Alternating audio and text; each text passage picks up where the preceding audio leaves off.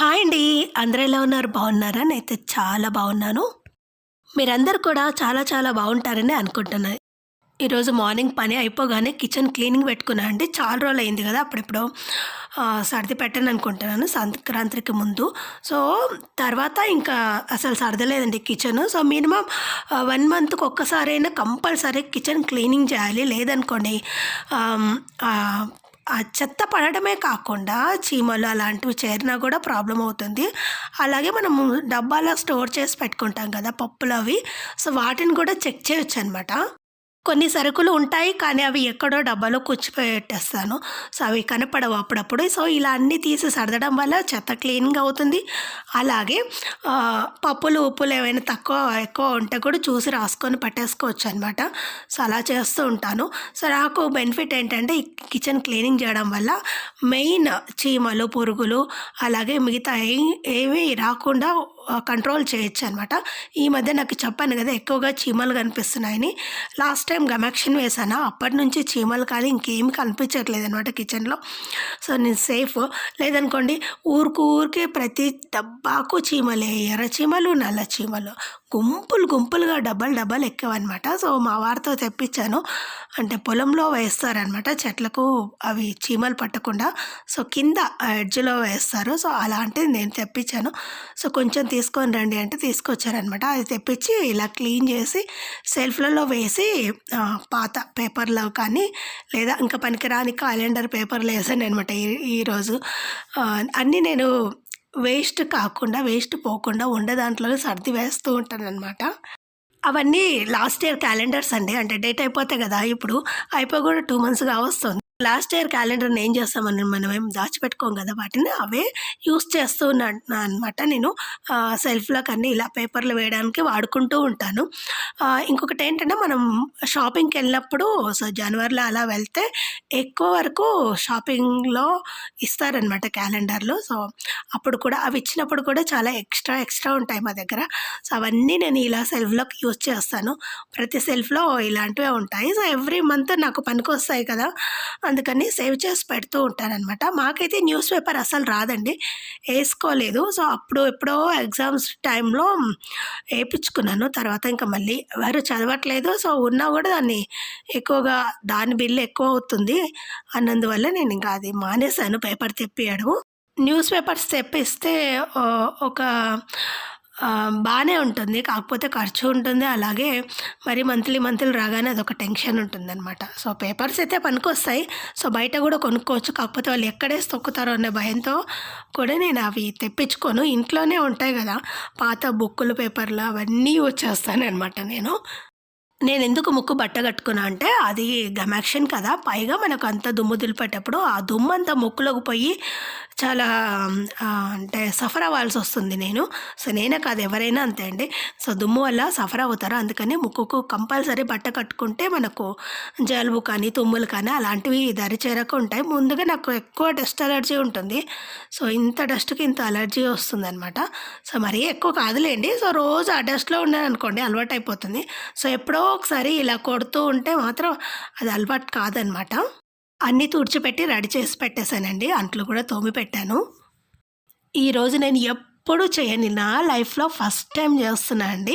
So, ఎప్పుడు చేయని బిర్యానీ ఈరోజు చేస్తున్నా అనమాట. అదేంటంటే బనానా బిర్యానీ అనమాట. అంటే అరటికాయ బిర్యానీ.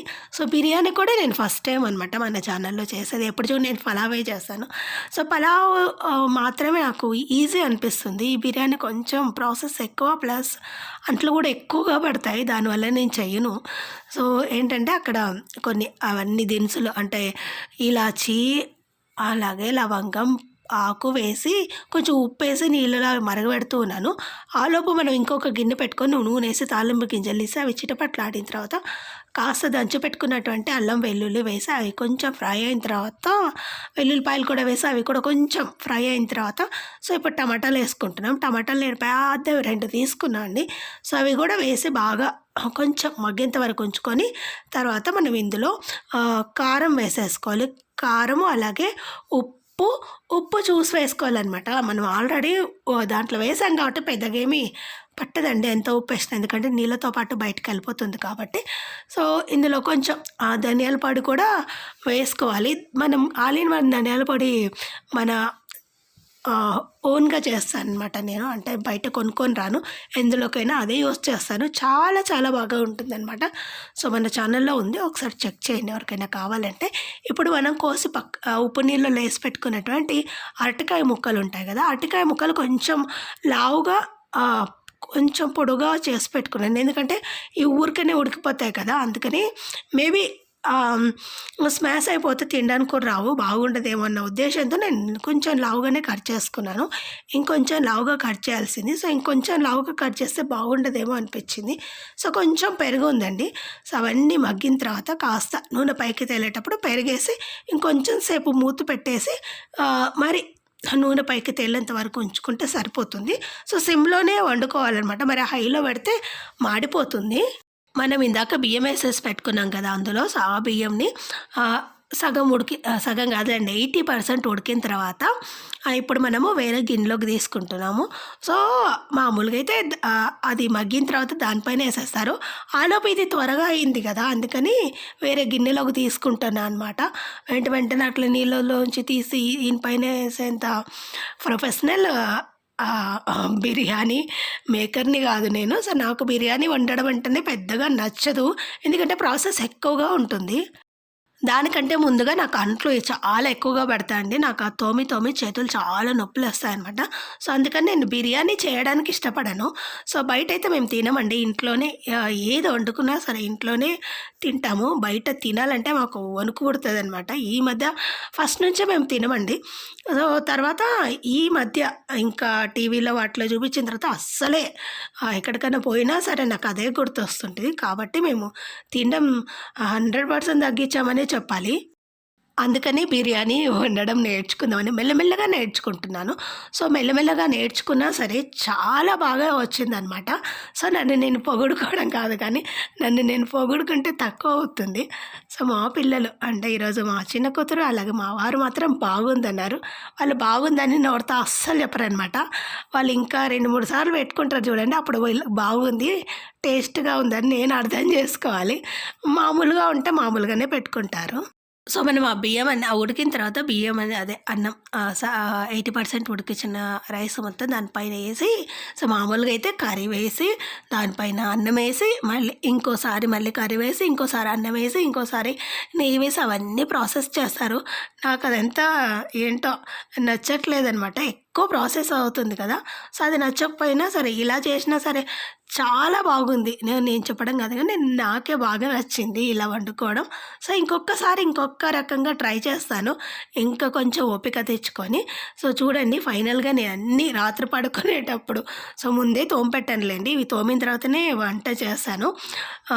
ఇవన్నీ ఇలా తోమి ఇలా సర్ది పెట్టాను. సో, సర్దిన రోజు మాత్రం నాకు హ్యాపీగా అనిపిస్తుంది. కానీ చేతులు నొప్పులేసి రాత్రి పడుకునేటప్పుడు మాత్రం అబ్బా! నరకంగా అనిపిస్తుంది. అయినా ఓకే. నీట్‌గా సర్దేశాను కదా! సో, నచ్చితే తప్పకుండా మీరు లైక్ చేయండి, షేర్ చేయండి. అలాగే సబ్స్క్రైబ్ చేయడం మాత్రం అస్సలు మర్చిపోకండి. అలాగే మీ ఫ్రెండ్స్ అండ్ ఫ్యామిలీ మెంబర్స్ గ్రూప్‌లో కూడా మన ఛానల్‌లో షేర్ చేయండి. ఇంకొకటి చెప్పడం మర్చిపోయాను. ఎవరైనా సరే మన వీడియోస్ ఫస్ట్ టైం చూస్తున్నట్లయితే మన ఛానల్‌లో ప్లీజ్ సబ్స్క్రైబ్ చేయండి, సపోర్ట్ చేయండి, అలాగే లైక్ చేయండి. ఫైనల్‌గా ఆ బిర్యానీ రెడీ అనమాట. కాసేపు కలిపి తినే ముందు పెట్టేద్దామని ప్లేట్‌లో వెయిట్ చేస్తున్నాను. సో, అందరూ ఎవరైనా తినకపోతే రండి తిందాం కలిసి. సో, ఫస్ట్ టైం చేసినా సరే చాలా చాలా బాగా వచ్చింది అరటికాయ బిర్యానీ. పెట్టేటప్పుడు కాస్త టెన్షన్‌గానే ఉందండి. ఎలా వచ్చిందో ఏమో అని.